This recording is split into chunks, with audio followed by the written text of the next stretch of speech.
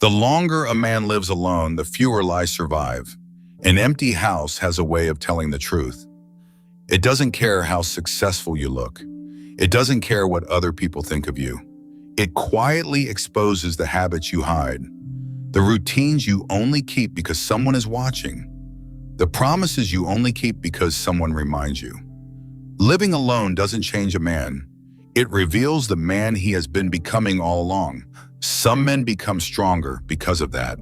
Others spend years trying to escape what they see. Today we'll explore the hard truths that no man can avoid after living alone long enough. The final truth may change the way you see every year you still have left. You were never as independent as you thought. Most men believe they're independent. Living alone eventually tests that belief. The first real test usually isn't dramatic. Something breaks. A bill is forgotten. The refrigerator is empty. Somehow every problem waits until you're the only one home. There is no one to notice before you do. No one quietly fixes the problem while you're busy thinking about something else. That is when an uncomfortable truth appears. Much of what felt like independence was actually invisible support. Someone remembered. Someone planned ahead. Someone carried responsibilities you barely noticed because they were done so well. Living alone removes that invisible safety net. Every forgotten task has your name on it. Every problem waits for you. At first, it feels unfair. You're tired. You just want to sit down. But the house has been waiting for you too. Then something changes. You stop waiting for life to organize itself. You become the one who notices, the one who prepares, the one who takes responsibility before circumstances force you to. One day you solve the problem before it becomes a problem, and almost without noticing, you've become the person you once depended on. That is where real independence begins, not when life becomes easier, but when you can no longer escape responsibility. As Epictetus reminded his students, freedom begins with taking ownership of what is truly yours to control. You can't hide behind your roles forever. One day the phone rings. No one asks for you as someone's husband, someone's father, someone's provider. They simply ask, "Is this Mr. Miller?" Living alone has a way of quietly removing every title except your own. Your house never calls you by your old titles. It only responds to who you are today. For years, your evenings were never really yours. After work, there was always something waiting. Someone needed a ride. Someone needed your help. Someone wanted to tell you about their day. Weekends disappeared into grocery stores, family lunches, children's soccer games, or afternoons at the park. You were busy, but you rarely felt alone. Then, little by little, life became quieter. Children grow up, relationships end, careers slow down. One day the wedding ring is gone. The children have their own lives. The phone simply rings less often. Suddenly, an entire Saturday belongs to you, and you realize you no longer know what to do with it. Then one ordinary afternoon, you realize the silence isn't temporary anymore. Living alone forces a question that most men spend their lives avoiding. Who are you when no one needs anything from you? Sooner or later, every man living alone must decide whether he knows who he really is, or only who he spent years pretending to be. Your emotions were never as permanent as they felt. There are memories you expect to carry forever. Then one ordinary afternoon, they simply refuse to hurt anymore. One afternoon, while cleaning an old drawer, he found a faded photograph of the two of them. Years ago, he wouldn't have been able to look at it for more than a few seconds. This time, he looked. Then he put it back and went on with his day. The photograph had stopped being a wound. It had become a memory. Nothing exposes the lies of emotion like enough ordinary mornings. There was a time when the pain felt permanent. Then life kept moving. Not because you found the perfect answer, not because someone rescued you. You simply kept living. The heartbreak that once felt unbearable becomes a story you rarely think about. The fear that once ruled your decisions quietly loses its authority. Your emotions are convincing. They are not permanent. That is why many men become calmer with age. Not because life stopped hurting them, because they have watched pain make promises it could never keep. As Seneca wrote, we often suffer more in imagination than in reality.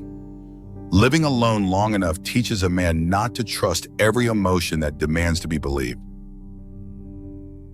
Not everyone deserves access to your life. The phone rings again. Somehow, people always seem to assume you're available. You live alone. You've got time. Can you help me with something? Little by little, you realize something uncomfortable. The more people believe your life is empty, the more entitled they feel to fill it. Robert had one friend who called almost every Sunday. He spent the next hour listening to problems that were never his to solve. After every call, Robert felt strangely exhausted. The room became quiet again. His mind didn't. Living alone teaches you to notice something most men never question. Who brings clarity? Who brings chaos? Who leaves you feeling lighter? And who quietly leaves you carrying burdens that were never yours? Not everyone who wants access to your life deserves it. Some people don't take your money, they take your attention, your energy, your peace of mind, and those become more valuable with every passing year. Living alone doesn't make a man cold. It teaches him that peace is too expensive to give away to the wrong people. You stop waiting to be seen. The first few times he ate alone, he noticed people looking. Not for long, just long enough to imagine what they were thinking. He must be lonely. He probably couldn't find anyone to come with him. People often mistake solitude for rejection. They assume a man who eats alone must have ended up there by accident. The truth was far less dramatic. He could have made a phone call. He could have arranged another date. He simply no longer felt the need to fill every empty chair. After enough relationships that promised more than they gave, his own company had become the better choice. Then, little by little, something changed. He kept going. He traveled alone. He watched movies alone. He celebrated small victories alone. And one day, he noticed he had stopped looking around the room. He no longer needed strangers to understand his life. He no longer waited for someone else's approval before moving forward. He became the man who gave that approval to himself. Confidence is not the feeling that someone will always stand beside you. It is knowing you can keep walking, even when no one does. The silence was never the enemy. People think the hardest part of living alone is the silence. It isn't. The hardest part is discovering what the silence already knows about you. When the noise disappears, when the phone is out of reach, when no one else is in the room, there is nothing left standing between you and your own mind. Most men never notice they're running.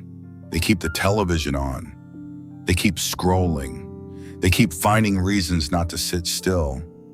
Not because they are busy, because they feel uncomfortable with what appears when everything becomes quiet. A regret, a mistake, a hidden fear.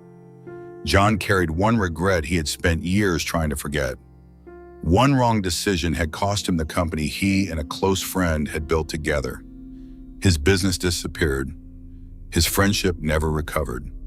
For years, he avoided silence because the same voice always returned. You ruined everything. Then one ordinary evening, he stopped running. He sat with the regret instead of pushing it away. Little by little, the voice grew quieter, not because the past had changed, but because he finally accepted that it never would. He forgave himself. When a man stays with himself long enough, he becomes stronger in a quieter way. Not in how much pain he can endure, but in his ability to steady his own mind when his emotions begin pulling him apart. The day a man stops fearing silence is often the day he finally stops fearing himself. Before we continue, If these ideas have spoken to you so far, take a second to leave a like. It tells YouTube to share this conversation with other men who may need to hear it. Now, there's another truth that many men don't discover until much later. No one was coming to start your life. Sometimes the saddest part of a home isn't what's old. It's what's still waiting for a future that never arrived. Many men don't postpone life because they lack time. They postpone it because they imagine life will feel more complete when someone else is there. The trip can wait. The hobby can wait. Then one afternoon, a man opened a drawer and found an old travel brochure. He remembered buying it almost 10 years earlier. "I'll go when I have someone to go with." The brochure had faded. The man who bought it had changed even more. He had spent 10 years waiting for a future that had never been promised. That is why Epictetus asked, "How long are you going to wait before you demand the best for yourself?" No one was coming to begin your life. It had already begun. The only thing still waiting was you. No one notices the small things. One morning, he caught his reflection in the bathroom mirror. For a moment, he didn't recognize the man looking back. Not because he looked older, because no one had been paying attention. Not even him. No one notices when you've stopped eating well, when you've been sleeping only 4 hours a night, or when you've quietly stopped taking care of yourself. Because if you don't notice yourself, no one else is guaranteed to. A man's life rarely falls apart in one terrible moment. It slips, one unnoticed habit at a time. No one could live your life for you. Hospital rooms become very quiet after visiting hours. For nearly 2 weeks, he had lain in that bed wondering if life would ever feel normal again. People come and go, then the lights went out, and the room belonged to him alone. No one could lie in that bed for him. No one could carry the fear. No one could heal in his place. Years later, he walked past the mirror in his hallway. The man looking back had more gray hair, but something else had changed. He was no longer waiting for life to begin. The ordinary morning had quietly become the life he once prayed to have. That is the strange gift of living alone long enough. You stop measuring your life by what you lost and start measuring it by the mornings you were lucky enough to keep. Marcus Aurelius wrote, "Do not act as if you were going to live 10,000 years. The hardest truth is not that life was difficult. It is that no one else could have lived it for you. And perhaps that was never a punishment. It was always your greatest privilege." The hardest years don't always break a man. If you've listened this far, you may have noticed something. None of these truths promised an easier life. They promised a different man. Years ago, he believed happiness was waiting somewhere ahead, after the right relationship, after the right job, after life finally became easier. Living alone taught him something he never expected. Life had never been waiting. It had been happening all along. One ordinary morning, he made himself a cup of coffee. He opened the window. He sat quietly. Nothing remarkable happened. Yet for the first time, he felt completely at peace. Marcus Aurelius wrote, "Very little is needed to make a happy life." Years ago, he would have given anything to have his old life back. Today, he would not trade the man those difficult years created. Perhaps that is the final truth about living alone. It does not always change your circumstances. It changes the man living through them. And once that man changes, even an ordinary morning can feel like a life worth being grateful for. Living alone does not automatically make a man wiser. It simply gives him fewer places to hide. If some of these truths felt uncomfortably familiar, you are not the only man who has lived them. Most men simply never say them out loud. The years themselves never change a man. What changes him is the courage to face what those years reveal. That is why the Stoics valued solitude. Not because being alone was the goal, because sooner or later, every man must learn to live honestly with himself. If this video gave you something to think about, share it with another man who may need it. And tell us in the comments, which of these hard truths changed you the most? Thank you for spending this time with us. Take care of your body, protect your peace, and never underestimate the quiet strength of a man who has learned to stand comfortably in his own company.